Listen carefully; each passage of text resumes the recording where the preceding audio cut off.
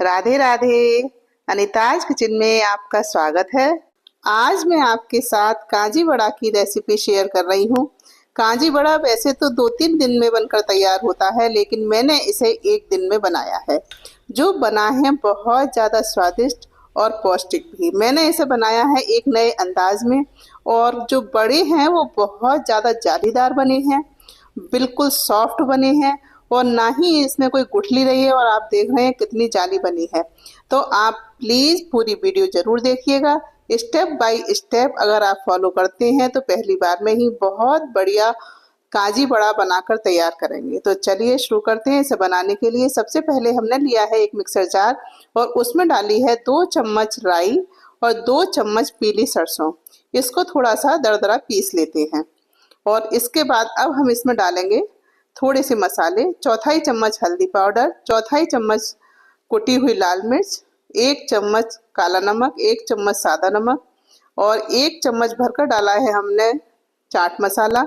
चौथाई चम्मच हींग डाली है, और इन सबको डालकर भी हमने पीस लिया है। अब हमने लिया है लगभग 2 लीटर जितना पानी, और इसमें ये मसाला हम डाल देते हैं। पानी आप उस क्वांटिटी में लें जितने में बड़े आपको इसमें डालने हों। और डाला है मैंने 1 चम्मच पिसा हुआ पुदीना, जिसका टेस्ट इसमें बहुत अच्छा आएगा, और ये पाचक भी बहुत ज़्यादा हो जाएगा। अब हमने ली है 1 चुकंदर, 1 गाजर और थोड़ा सा अदरक। इनको मैंने छीलकर साफ पानी से धोकर लिया है। अब हमें इसके छोटे छोटे लच्छे के रूप में तैयार करना है। तो मैंने एक लिया है चॉपर, जिससे हम सलाद वगैरह काटते हैं, उसी से मैंने इसके पतले पतले स्लाइस बनाए हैं। पहले मैंने चुकंदर को काटा है, और उसके बाद चाकू से इसके जो स्लाइस हैं उनको भी एक लच्छे के रूप में काट लिया है। इस तरह से हमने चुकंदर और गाजर के लच्छे तैयार किए हैं। तो थोड़े थोड़े पीस लिए हैं, और चाकू से इस तरह से पतले पतले बारीक बारीक से पीस को मैंने काटा है। थोड़ा सा टाइम लगा था काटने में, लेकिन बहुत अच्छे से ये कट गए थे। तो इसी तरह से हम सारी चुकंदर और गाजर को काटेंगे। गाजर, चुकंदर, अदरक इनको डालना ऑप्शनल है, लेकिन मैंने इन्हें डालकर कांजी बड़े को एक नया रूप दिया है, जिससे कांजी बड़ा और ज़्यादा पौष्टिक हो जाएगा। होली पर बहुत ज़्यादा तला भुना हो जाता है, तो उसके लिए इन सब चीज़ों को डालकर कांजी बड़ा बनाने से बहुत ज़्यादा पौष्टिकता बढ़ जाती है, और खाने में भी बहुत ज़्यादा स्वादिष्ट हो जाता है।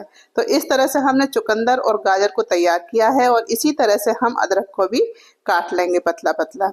आप चाहें तो इन्हें कद्दूकस करके भी डाल सकते हैं, लेकिन इस तरह के जो लच्छे होते हैं वो बहुत ज़्यादा अच्छे लगते हैं। तो मैंने इस तरह से इन्हें काट कर तैयार करा है, और अब हम इस पानी में इन लच्छों को भी डाल देंगे। ये चीज़ें डालकर अगर हम 2 दिन के लिए इसे ऐसे ही रख देते हैं तो ये बहुत अच्छी कांजी बनकर तैयार हो जाती है, और अगर हम इसमें बड़े डाल लेंगे तो ये कांजी बड़ा बन जाएगा, बहुत ज़्यादा स्वादिष्ट बनकर तैयार होगा। अब मैंने इसमें डाला है 1 चम्मच जितना भुना हुआ जीरा पाउडर।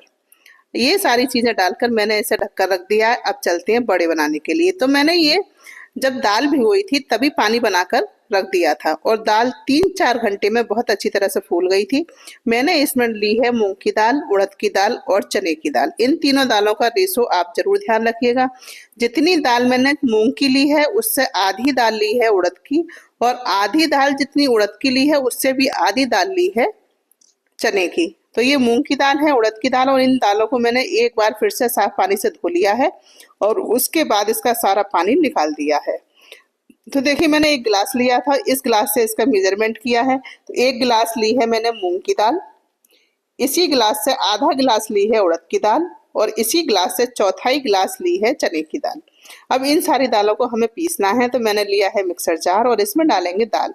आप चाहें तो इन दालों को अलग अलग पीस कर मिला सकते हैं, लेकिन मैंने ये दालें साथ साथ पीसी हैं, क्योंकि मूंग की दाल अकेले पीसने से थोड़ी पतली हो जाती है, और उड़द की दाल में पानी डालने की आवश्यकता होती है, क्योंकि बिना पानी पड़े ये दाल नहीं पिसती। इसलिए मैंने तीनों दालों को थोड़ा थोड़ा मिलाकर पीसा है, जिससे ये ना ज़्यादा पतली हो और ना ही ज़्यादा इसमें पानी डालना पड़े। तो एक बार मैंने इसे पीस लिया था, लेकिन ये थोड़ा सा पिस नहीं पा रही थी, तो मैंने इसमें 1 चम्मच जितना पानी डाल दिया, और एकदम स्मूथ पेस्ट बनकर तैयार है। इसी तरह की दाल हमें तैयार चाहिए। तो हमने इसे पीस लिया है और अब हम इसे निकाल लेते हैं एक बाउल में। और देखिए इसमें बिल्कुल भी ना दरदरापन है और ना बहुत ज़्यादा पतली हुई है। तो इस तरह से हम इसे पीसेंगे और बहुत ज़्यादा पानी भी हमें नहीं डालना है। अगर नहीं पीस पा रही हो तब हम इसमें थोड़ा पानी डालेंगे। अगर पीसने में आसानी रहे तो हम बिना पानी के ही इसे पीसेंगे। इसीलिए मैंने तीनों दालों को साथ साथ पीसा है, जिससे मूंग की दाल और उड़द की दाल में बैलेंस बना रहे।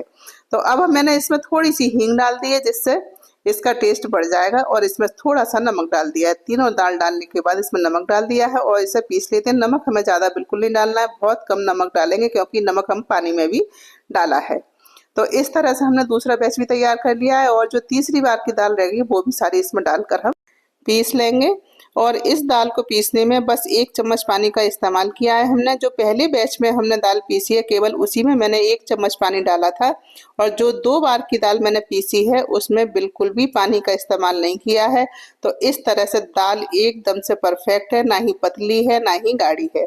अब मैंने इसे थोड़ा सा फेंटा है। इस तरह से फेंट लेंगे, थोड़ा सा चलाएंगे इसे, लगभग 1 मिनट तक इसे इसी तरह से मिलाते हुए चलाएंगे हम, जिससे दाल थोड़ी सी हल्की हो जाएगी और बड़े हमारे बहुत जालीदार और बहुत बढ़िया बनेंगे। तो अब चलते हैं हम गैस की तरफ। गैस पर हमने रखी है कढ़ाई और इसमें डाला है सरसों का तेल। ये बड़े हम सरसों के तेल में ही बनाएंगे। फ्लेम को ऑन किया है और थोड़ा सा हम हाथ से भी इसे थोड़ा फेंट लेते हैं। और जब तक तेल गर्म हो रहा है, और इसे आप भी सरसों के तेल में ही बनाइएगा। सरसों के तेल में बने हुए बड़े फायदेमंद भी होते हैं और बहुत स्वादिष्ट भी लगते हैं। और इस तरह से हम थोड़ा थोड़ा बैटर लेते जाएंगे और हाथ से इन्हें इस तरह तोड़ते जाएंगे। तो ये बिल्कुल जब बनेंगे तो गोल बनेंगे और मीडियम फ्लेम पर इन्हें हमें तलना है। गैस का flame medium to low, high flame बिल्कुल भी नहीं रखेंगे, ना ही बहुत ज़्यादा तेल गरम में हमें इन्हें डालना है। तो इस तरह से बड़े हम बनाएंगे और तलेंगे। और जब थोड़े से हम डाल लेंगे, जितने तेल में आसानी से आ जाएंगे उतने बड़े हम इसमें डालेंगे। और थोड़ा बीच से हिलाते हुए, क्योंकि अगर हम किनारों से हिलाएंगे तो किनारों में हमने बाद में बड़े डाले हैं तो थोड़े से ऊपर से कच्चे से रह जाते हैं, तो ये एक दूसरे से चिपक भी सकते हैं और जो इनका बैटर है वो भी करछी पर लग सकता है। तो इस तरह से हम इन्हें बड़ी सावधानी के साथ पलटेंगे। और जब थोड़े से ये सिक जाएंगे तो लगभग 2-3 मिनट तक एक बैच को सिकने में समय लगेगा और इन्हें अलटते पलटते इसी तरह से हम सेकेंगे। क्योंकि बहुत ज़्यादा तेज आंच में हमें नहीं सेकने हैं, क्योंकि धीरे धीरे हम धीमी आंच में हम इन्हें सेकेंगे तो ये अंदर तक बहुत बढ़िया सिक जाएंगे। और देखिए इनका कलर भी ज़्यादा चेंज नहीं हुआ है और ये अंदर तक बहुत बढ़िया तरीके से सिक गए हैं, जिससे इनमें कोई भी गांठ वगैरह नहीं रहेगी। अगर हम तेज आंच में इन्हें सेक लेंगे तो ये ऊपर से तो सिक जाएंगे लेकिन अंदर से कच्चे रह जाएंगे और इनमें गांठ बन जाएगी। तो इस तरह से हमें इन्हें सेकना है और बहुत कम तेल में भी नहीं सेकेंगे, तेल की क्वांटिटी थोड़ी ज़्यादा रखेंगे। तो देखिए एक बार तो मैंने इन्हें बना लिया, लेकिन अब की बार मैंने डाला है 1 चुटकी भर सोडा, जिससे ये बहुत ज़्यादा फूले फूले और स्पंजी बनेंगे। जब इनमें जाली अच्छे से बन जाएगी तो इसमें जो हम पानी है, कांजी है, वो भी बहुत अच्छी तरह से अंदर तक चली जाएगी और ये बहुत ज़्यादा स्वादिष्ट लगेंगे। तो इस तरह से हमने थोड़ा सा सोडा डाला है और अब की बार मैंने थोड़े छोटे छोटे बनाए हैं, जिससे ये ज़्यादा फूलेंगे क्योंकि इनमें सोडा पड़ा हुआ है। पहले वाले जो थे वो भी बहुत अच्छे से फूल गए थे, लेकिन मैंने फिर भी थोड़ा चुटकी भर सोडा डाला है। आप चाहें तो सोडा स्किप भी कर सकते हैं, वो भी बहुत अच्छी तरह फूले हैं बिना सोडा वाले भी। अब देखिए हमने जो कांजी बनाकर तैयार करी है उसमें इन बड़ों को हम डाल देंगे। थोड़े गरम गरम ही इसमें डालेंगे, बहुत ज़्यादा गरम नहीं है क्योंकि कांजी हमारी ठंडी है।